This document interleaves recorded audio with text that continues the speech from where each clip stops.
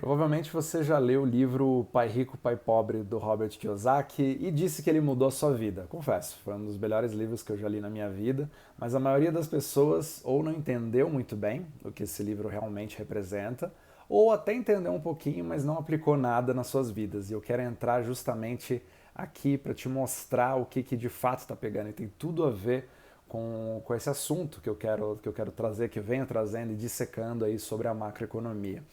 Então, tudo começa a partir do momento que, como eu expliquei ali em capítulos anteriores, os bancos centrais fazem grandes impressões de dinheiro, né, que eu não vou nem chamar de dinheiro, a gente vai chamar isso de papel moeda ou fiat currency. Depois eu explico a diferença entre dinheiro e fiat currency.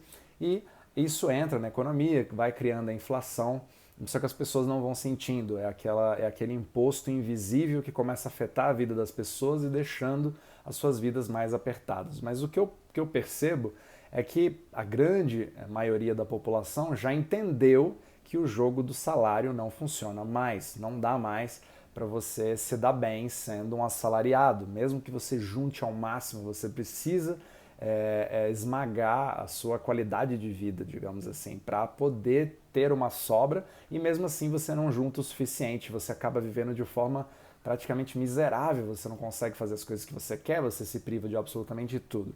Então essa pressão acabou criando ali nos últimos anos o que a gente chama nos Estados Unidos de the gig economy, que é o que todo brasileiro fala da tal da renda extra. Ninguém consegue mais conceber, principalmente hoje, né, em 2021, aí para quase 2022, você simplesmente viver de um emprego assalariado. Você precisa ter uma complementação da sua renda, principalmente estou falando ali da classe média baixa, a não sei que você esteja num alto cargo executivo e mesmo assim ainda essa parcela da população sente uma pressão muito grande. Nós vamos falar do cidadão comum, da classe média, é aquela pessoa que está esgoelada. Então você começa a ver pessoas indo para esse tipo de economia, onde eu vou fazer um Uber, onde eu vou fazer entrega de alimentos, onde eu vou fazer, às vezes, um curso de inglês.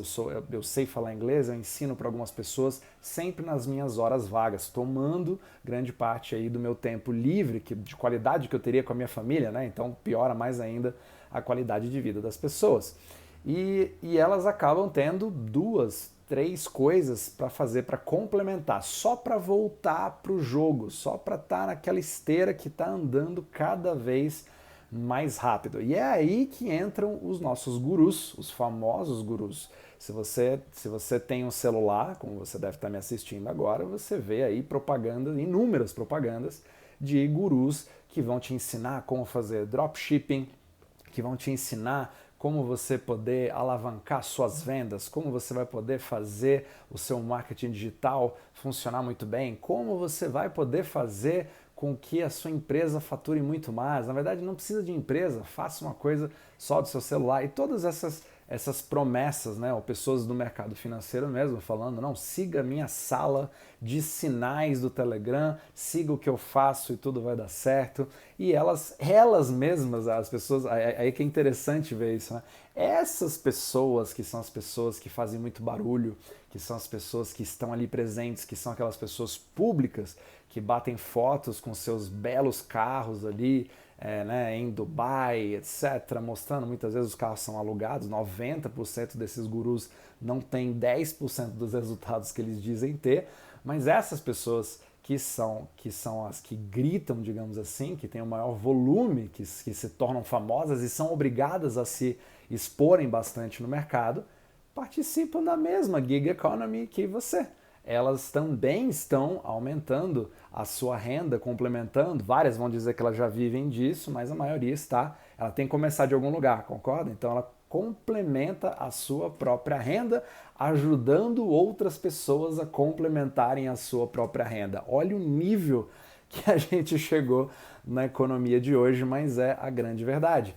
E aí eu reparei que, tudo bem, muitas pessoas fazem, né, aquele fake it till you make it. Então eu vou fingir já ter o sucesso até atrair o sucesso. Aí falam de lei da atração, de todas aquelas coisas. Não vou nem entrar nesse assunto, mas a grande verdade é que todo esse esforço, uma indústria de milhões de dólares em propaganda, em marketing digital, para atingir o público que busca fazer R$100, R$200, R$1.000, R$2.000 a mais do que está fazendo agora, ou dólares, dependendo de onde você estiver.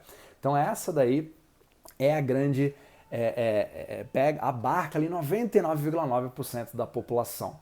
Só que tudo isso tem um objetivo: aumentar a sua renda. Se vê que a grande solução para tudo, se você tem problema de dinheiro, você precisa o quê? Ganhar mais dinheiro. É a única solução que eu tenho, ganhar mais dinheiro. Mas ao mesmo tempo, nesses meus 6 anos de estudo aí, intensivo, tentando entender, eu mesmo passando por isso, gente, tudo isso que eu estou falando para vocês, eu já passei por tudo isso, então eu posso falar com propriedade, certo? Então você percebe que tem aquelas pessoas que você sabe que tem muito sucesso, mas elas não são pessoas que fazem barulho, não são pessoas que se expõem muito, são pessoas que vivem num mundo, digamos assim, mais silencioso. São pessoas que elas têm um sucesso indiscutível, mas elas não jogam esse jogo do gig economy, elas jogam um outro jogo. E é sobre esse assunto que eu quero falar para vocês. Essas pessoas, que eu posso caracterizar, existe a diferença dos ricos, né? Talvez alguma dessas pessoas do gig economy de fato conseguiram. Não estou dizendo que você não pode ter sucesso com isso, você pode ter sucesso, você aumenta muito o seu faturamento. Mas para você manter o seu estilo de vida, se você está faturando 1 milhão, se você começar a faturar menos que 1 milhão, o seu estilo de vida vai começar a cair. Você depende do seu volume de vendas mensal. Aqui nós estamos falando da sua capacidade de ganhar dinheiro. Só que aquelas pessoas que têm de fato muito sucesso e que geralmente vêm do mercado financeiro, elas entendem, elas são diferentes de empreendedores. E foi aí que mudou muito a minha concepção. Existe a diferença entre o empreendedor e o investidor. Eles têm mindsets diferentes. Gente, eu demorei muito para entender a diferença dos dois, para você poder ali ter essa diferenciação. Você vê, o próprio Robert Kiyosaki diferencia isso entre os quadrantes B de business e o I de insider investor. Né? Então é isso daí, a gente vai começar a falar cada vez mais sobre esse assunto. Mas qual que é o grande diferencial? E aqui eu quero deixar o ponto mais importante desse vídeo introdutório, porque é um assunto muito, muito extenso, eu posso falar aqui durante horas. Aqui, 99% da economia está na fase 1, certo? Na fase 1. O que é essa fase 1? Onde você tem as suas contas e você precisa de uma renda que seja maior do que as suas contas. Então, sua renda principal, aqui estão seus gastos, aqui você tem um nível um pouco mais baixo, e aí você tenta complementar até passar, e você poder tentar guardar. Então, a maioria das pessoas faz isso, certo? Eu vou tentar guardar cada vez mais dinheiro, eu preciso fazer cada vez mais dinheiro, e fica nesse nível número 1. Agora eu quero falar dos outros níveis. O que diferencia aquelas pessoas que, mesmo que sejam ricas aparentemente para a sociedade, que têm um faturamento muito alto, que elas ganham muito dinheiro, mas elas precisam trabalhar que nem loucas, que nem escravas, da mesma forma que uma pessoa de R$3.000, R$5.000, eu conheço pessoas endividadas com R$70.000 por mês. E muitos acham que isso não é possível, mas é possível. É porque todas elas jogam a mesma fase, independente de quanto você ganhe. E é isso que eu quero passar para você. O que essas pessoas, o que os milionários de fato, bilionários, eu vou até falar sobre os bilionários, porque eles de fato entendem o que acontece, porque é impossível ser bilionário sem fazer isso, é que existe um passo intermediário aí. Quem sabe do livro do Robert Kiyosaki sabe exatamente do que eu estou falando. Ao invés de você depender somente daquela sua renda principal, você tem um passo intermediário onde você faz aquisição de ativos. E o que é um ativo? Ativo é aquilo que coloca dinheiro no seu bolso, certo? É literalmente isso. Então, um carro é um ativo? Pode ser um ativo, depende do que você vai fazer com ele. Geralmente é um passivo, mas pode ser um ativo. Então, uma fábrica pode ser um ativo, pode não ser. Uma empresa pode ser um ativo, pode não ser.